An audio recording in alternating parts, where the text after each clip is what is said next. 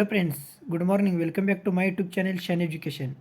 Friends, today's subject is Indian history and today we are discussing about Indian national movement extremist period 1905 to 1920.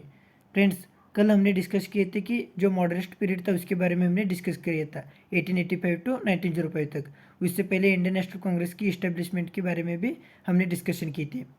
उस video का link भी मैंने description में दे दिया, वो भी आप जाकर दे सकते हैं। और साथ ही साथ हम जो आज डिस्कस करेंगे उसका जो PDF है वो भी मैं अपने मेरे टेलीग्राम चैनल पर दे दूंगा। वो टेलीग्राम चैनल आप ज्वाइन कर सकते हैं, उसका लिंक भी मैंने डिस्क्रिप्शन में दे दिया हूँ। तो स्टार्ट करते हैं आज का पीरियड, एक्सट्रीमिस्ट पीरियड, जो आज हम डिस्कस करें। फ्रेंड्स, अब हम देखते हैं background of the rises of extremism. Reason क्या है causes of rises of extremism?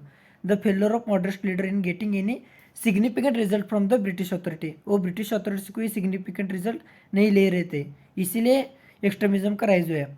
और the limitation of moderates were the main causes of rise of extremism. जो मॉडरेस्ट थे वो बिलीव करते थे 3P, प्रेयर, पेटिशन और प्रोटेस्ट। तो उसका ये लिमिटेशन था, वो ज़्यादा कुछ नहीं कर पा रहे थे और अपने साथ जो लोगों को भी साथ नहीं ले रहे थे, ज़्यादा से ज़्यादा लोग को। वो सिर्फ जो एजुकेटेड लोग थे उनको ही अपने साथ लेकर जा रहे थे और 3P पे उनका भरोसा था। और जो पार्टीशन ऑफ बंगाल हुआ 1905 में, उससे लोगों को, इंडियन लोगों को पता चला कि ब्रिटिश लोग कैसे हो, उनका रूल्स के बारे में जो ट्रू कलर है वो सबको इंडिया को पता चलने लगा। नेक्स्ट रीज़न है जो लॉर्ड कुर्जन थे वाइसरॉय, उस समय वो डिस्क्रिमिनेशन पॉलिसी ला रहे थे इंडियन के खिलाफ, इंडियन यूनिवर्सिटी एक्ट और पार्टीशन ऑफ बंगाल उन्होंने की। तो उनके एंगर, उसके खिलाफ लोगों के बीच में एंगर आ रही थी, तो एक्सट्रीमिज्म का राइज हुआ।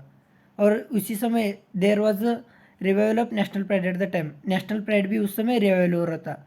और जो एक्सट्रीमिस्ट लीडर थे वो जो स्पिरिचुअल नेशनलिज्म ग्रोथ हो रही थी उस समय, उससे वो तो इन्फ्लुएंस हो रहे थे।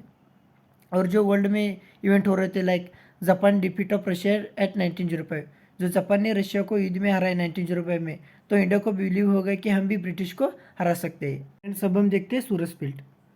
जो 1907 में सूरज स्प्लिट हुआ, मतलब जो मॉडरेस्ट और एक्सट्रीमिस्ट थे उसके बीच में स्प्लिट हो गए कांग्रेस में। कांग्रेस का जो सेशन होता था हर साल दिसंबर में, उनका एक रूल्स था कि किस प्रोविंस में सेशन होता था, उस प्रोविंस में जो भी लीडर है वो उस सेशन का प्रेसिडेंट नहीं बन सकता था। तो 1907 में जो एक्सट्रीमिस्ट थे उनका कहना था कि नागपुर में सेशन हो ताकि बाल गंगाधर तिलक या लाला लाजपत राय इंडियन नेशनल कांग्रेस का प्रेसिडेंट बन सके। लेकिन मॉडरेस्ट ने वो सेशन नागपुर से बंद करके सूरत में डाल दिया, ताकि जो हमारे जो बाल गंगाधर तिलक थे वो बॉम्बे प्रेसिडेंसी के थे, वो सूरत प्रोविंस में आता था, तो प्रेसिडेंट नहीं बन पाते थे। इसीलिए उन्होंने जो मॉडरेस्ट के लीडर थे वो सूरत में सेशन ऑर्गेनाइज किया और राशबेरी को उसको प्रेसिडेंट किया। ये भी एक रीज़न है सूरत स्प्लिट होने में। और जो मॉडरेस्ट है वो also wanted to drop the resolution और swadeshi boycott movement and national education. जो राशबेरी घोष थे वो प्रेसिडेंट बन गए और उनका कहना है कि हम जो रिजोल्यूशन है स्वदेशी boycott movement and national education उनका भी रद्द कर देना चाहिए। और तिलक को बोलने नहीं दे रहे थे वो सभी मॉडरेस्ट के लीडर। अपने आप ही वो मॉडरेस्ट का जो मानना था कि हम कॉन्स्टिट्यूशनल जो भी मेथड है उससे जाएंगे और जो भी हम सेल्फ गवर्नमेंट लाएंगे वो विद इन ब्रिटिश एम्पायर से होगा।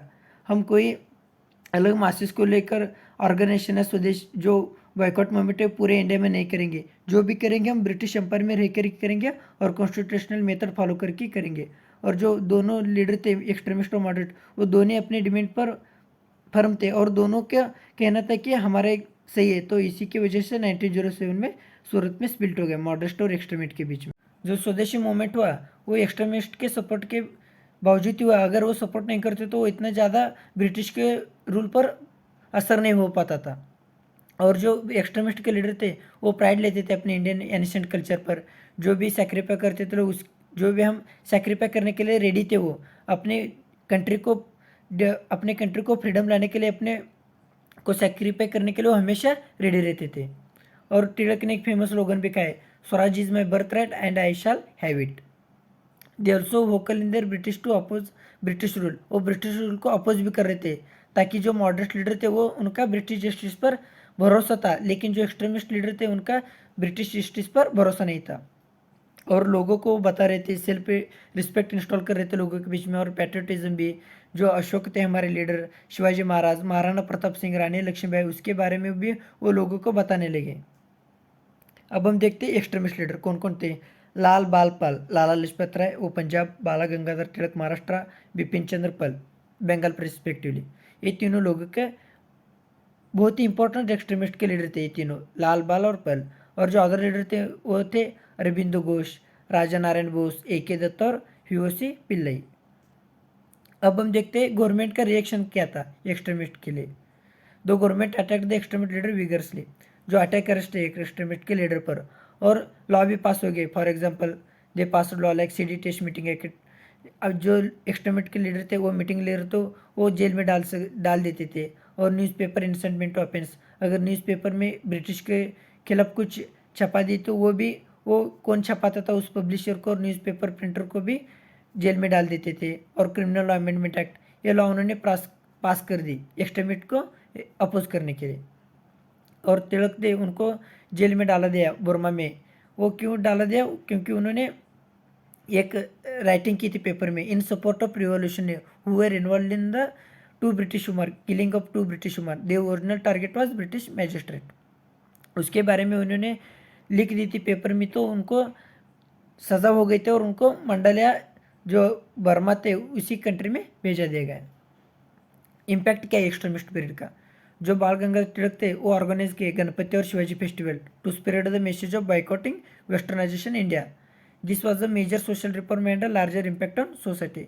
उन्होंने दो स्टार्ट किए, गणपति और एक शिवाजी फेस्टिवल। और दो स्लोगन था वो भी बहुत ही फेमस हो गए, Swaraj is my birth right and I shall have it, जो अभी भी लोग कहते हैं। ब्रिटिश गुड एंड जो नेशनल एजुकेशन थे वो भी बैकआउट करने लगे।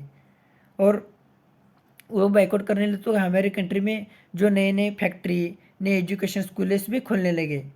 There was a major reform in education across the country as extremist working to establishment of national university free from government control. Thank you friends, please subscribe Shine education.